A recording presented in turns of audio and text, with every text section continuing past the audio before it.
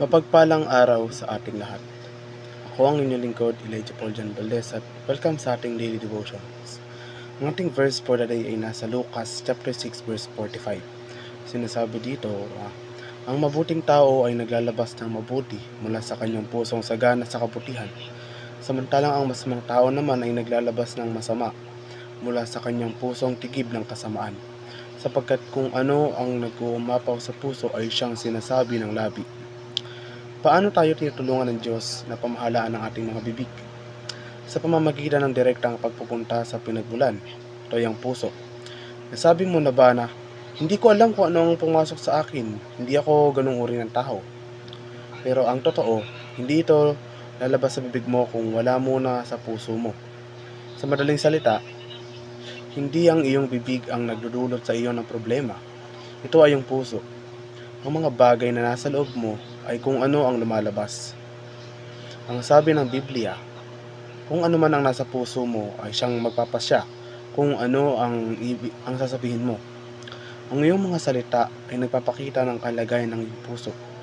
Ibig sabihin, ang isang taong may malupit na dila ay nagpapakita ng galit na puso. Ang isang taong nagyayabang ng gusto ay nabubunyag ng pusong walang katiyakan. Ang isang taong masyadong madaldal ay may hindi panatag na puso. Ang mga kritikal na salita ay nagpapakita ng isang mapait na puso. Sa kabilang banda, kapag nagbahagi ka ng nakapagpapatibay na mga salita sa iba, ito ay nagpapakita ng isang masayang puso.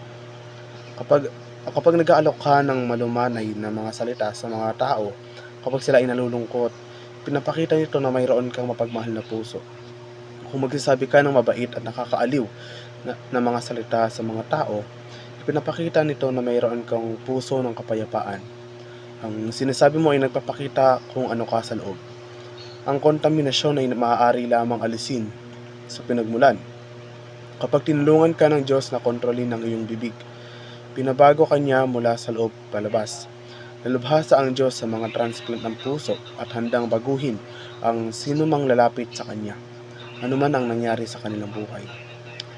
Ang pangunahing punto ng pagkakabit ng salita ni Jesus ay tila ito kapag nakikita natin ang kasamaan na patuloy na lumalabas sa isang tao sa salita at sa gawa, hindi natin dapat lindangin ang ating sarili sa pagsabing, sa tingin ko siya ay talagang mabuting tao sa loob, may masamang ugali lang siya, o kaya ganyan lang siya magsalita pero hindi naman talaga siya ganoon. Nang sabihin ni Jesus, mula sa kasaganahan ng puso ay nagsasalita ang bibig. Ang ibig niya sabihin ay patuloy na makasalanang salita at gawa ay nagpapahiwatig na makasalanang puso. Sa halip na palaging bigyan ng mga tao ang pakinabang o pag-aalinlangan, makabubuting kilalanin natin ang bunga na nakikita natin at tumugon ng naaayon.